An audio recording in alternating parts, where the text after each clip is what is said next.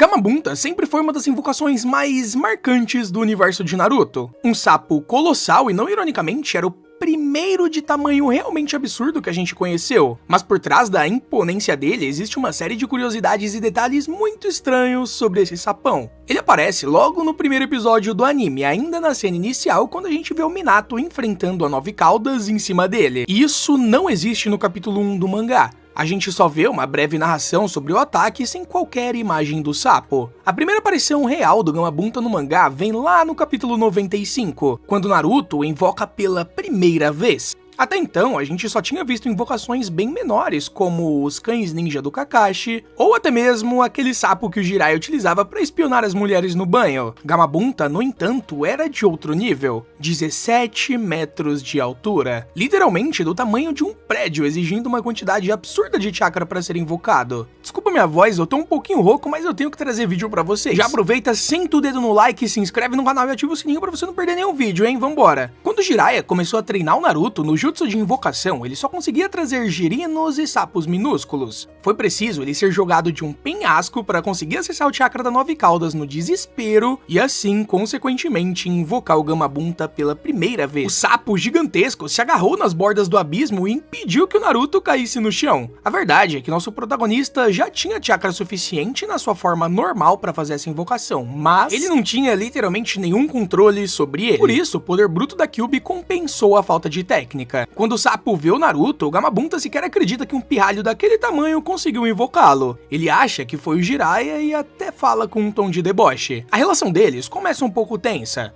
O Gamabunta é orgulhoso, teimoso e também gosta de se impor. Naruto sempre provoca ele e ameaça esmagá-lo, mas no fundo, o sapo se afeiçoa ao garoto. Pouco depois, o Naruto tem a chance de provar esse vínculo durante uma das melhores lutas e mais subestimadas da obra, Naruto contra Gaara. Muitas pessoas, quando veem essa luta, geralmente deixam ela de lado, porque tá rolando Hiruzen versus Orochimaru, mas esse duelo entre os dois Jinchurikis é definitivamente incrível. O Naruto se sai melhor que o Sasuke, mesmo com o Gaara parcialmente transformado em Shukaku. Ele usa um ataque insano de clones e até coloca uma kunai com um explosivo no corpo do garoto. O Gaara ativa sua transformação completa e o prende com um caixão de areia. Parece o fim da luta, porque a gente sabe que esse jutsu transforma as vítimas em patê de carne. Mas num momento épico, o Naruto invoca o Gamabunta quebrando a prisão de areia do Gaara. A aparição é cinematográfica e bem marcante. É aí que a gente tem a primeira luta entre personagens gigantescos da história de Naruto. Duas criaturas gigantes se enfrentando como monstros de um filme.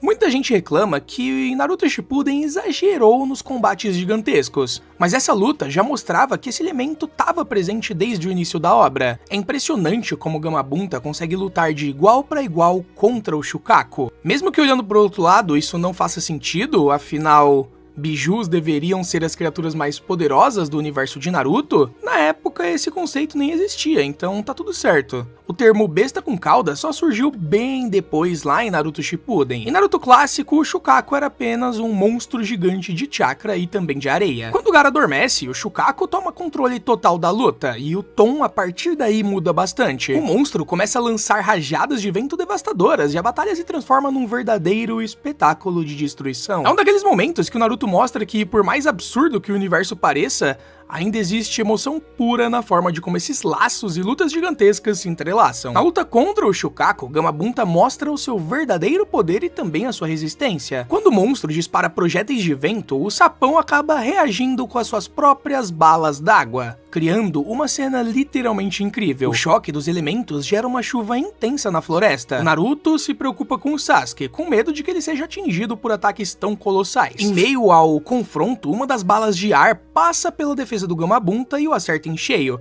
explodindo com muita força e fazendo jorrar muito sangue do sapo. Sabendo que ele não aguentaria muito mais, o Gamabunta avisa o Naruto que precisa encerrar a luta rapidamente. E qual que era o plano? Bom, transformá-lo em algo com garras para conseguir segurar o Shukaku. Naruto então usa um jutsu de transformação e transforma o Gamabunta em uma versão que seria a Kyuubi. No mangá ele aparece somente com uma cauda, mas no anime a transformação é mais próxima da Nove Caudas de verdade. Com essa nova forma, o Gamabunta consegue agarrar o Shukaku e o Naruto tenta atingir o Gaara, que tá dormindo em cima da cabeça do monstro. A primeira tentativa falha e o Gaara, mesmo acordando um pouco, ainda mantém o controle da fera, mas no fim, com mais chakra da Nove 9 caudas, o Naruto avança e dá uma cabeçada no Gaara, destruindo completamente o corpo de areia do Shukaku. A luta termina com o Naruto e o Gaara se lançando um contra o outro e o Naruto vence com um soco. Essa vitória levanta uma questão.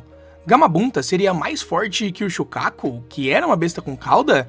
Bem, a resposta é não. Apesar de ter arrancado um braço de areia do oponente, o Gamabunta saiu muito mais ferido. Ele sabia que não duraria muito tempo e por isso insistiu tanto pro Naruto acordar o Gaara. Além disso, o Shukaku poderia regenerar qualquer parte do seu corpo com areia, assim como o Suigetsu faz quando ele se transforma em água completamente. Eles literalmente só venceram porque o Gaara estava exposto fora do corpo do Shukaku, algo que geralmente não acontece com outros Jinchurikis, e isso era outro sinal que naquela época o Shukaku ainda não era uma besta com cauda de fato naquele ponto da história. Esse conceito só foi consolidado em Naruto Shippuden. Mesmo assim, o Gamabunta se mostrou forte o suficiente para enfrentar de igual para igual um ser quase no nível de uma besta com cauda real. A segunda vez que o Gamabunta aparece é lá no arco da busca pela Tsunade, onde Jiraiya, Tsunade e Orochimaru se enfrentam. Antes disso, Jiraiya tenta invocar o Gamabunta, mas como havia sido drogado pela Tsunade, ele erra o controle de chakra e traz o Gamakichi, um sapinho que era bem menor por sinal. Naruto também tenta, só que ele traz o Gamatatsu. Isso já havia acontecido antes, quando Naruto tentou invocar o Gamabunta contra o Gaara e trouxe o Gamakichi, que acabou sendo bem crucial. O Gamabunta só decidiu lutar contra o Shukaku porque o Gamakichi, que era o seu filho, foi agredido e disse que aquele monstro tinha batido nele. O Gamabunta, como é orgulhoso, como sempre, decidiu lutar em defesa do filho e reconheceu Naruto como seu subordinado. Mas com Jiraiya é um pouco diferente. Gamabunta o respeita, eles são parceiros antigos e muito confiáveis. Ao contrário da relação do Orochimaru com a sua invocação Manda, que exige 100 sacrifícios humanos só pra considerar ajudar, a relação com Gamabunta é bem mais fácil. A representação da força dele nessa parte do anime é absurda. A espada que o Gamabunta levanta pesa literalmente toneladas, é basicamente uma barra de aço com mais de 30 metros de altura, e ele ainda assim consegue a erguer no ar. Apesar de não fazer muito mais depois disso no combate contra Manda, a vitória vem. Foi basicamente um 2 contra 1 e a luta inclui talvez o maior jutsu do estilo fogo da obra, só perdendo, é claro, pro jutsu do estilo fogo do Madara. A bola de fogo gigante cuspida pelo Jiraiya e também pelo Gamabunta é tão grande que o próprio sapo pareceu pequeno diante dela, e por uma vez o estilo fogo parecia que iria causar dano, mas Amanda utilizou o jutsu de substituição e desviou. Depois disso, o Gamabunta some por um bom tempo da história e isso se deve ao fato de que o Naruto teve poucos combates contra em Naruto Shippuden.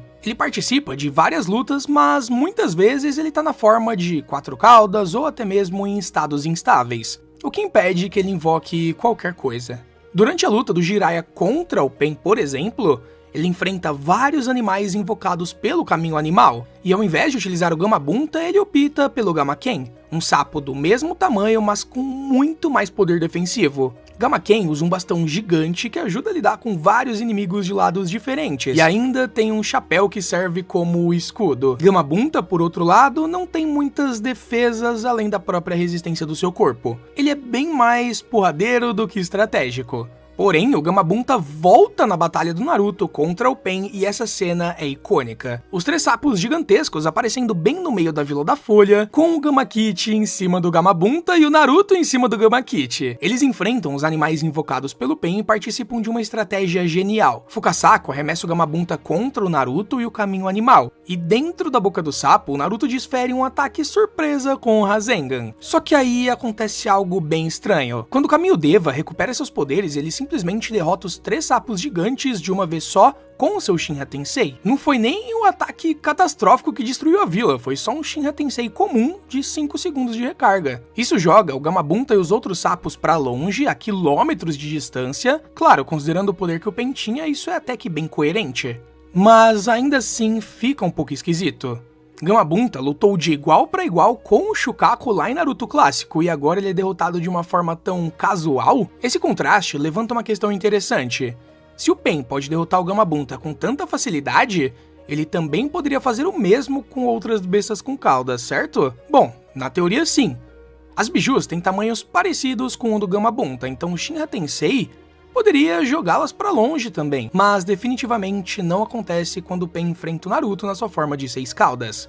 No anime, a gente vê a 9 caudas resistindo ao Shinra Tensei, com as caudas cravadas no chão, mandando o Pen pelos ares com o contra-ataque, e isso não era nem a 9 caudas completas, tá? Era só metade do chakra dela na versão 2. Isso mostra como mesmo uma fração da 9 caudas já é muito mais forte que o Shukaku. Se o Gamabunta era comparável a uma cauda, mas é derrotado sem esforço pelo Pen, enquanto as 6 caudas resiste, a gente tem aí uma prova clara que a escala de poder das bijus realmente acompanha o número de caudas. As pessoas podem dizer que não, mas é pura negação.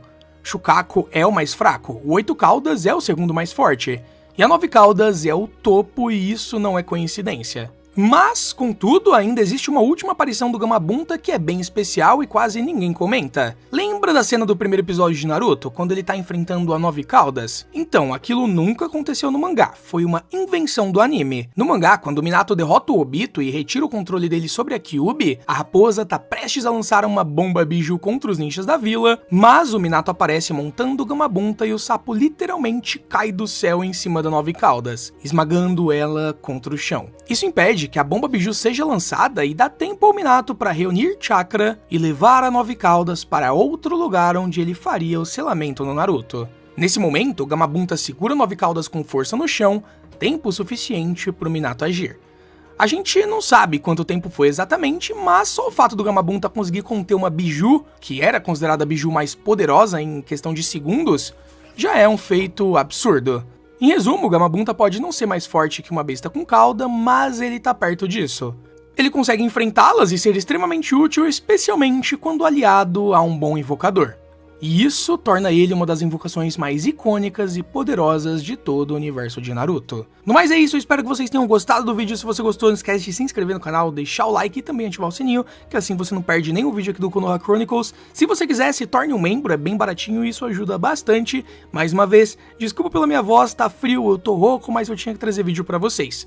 Novamente, eu espero que vocês tenham gostado e eu vejo vocês em um próximo vídeo de Naruto.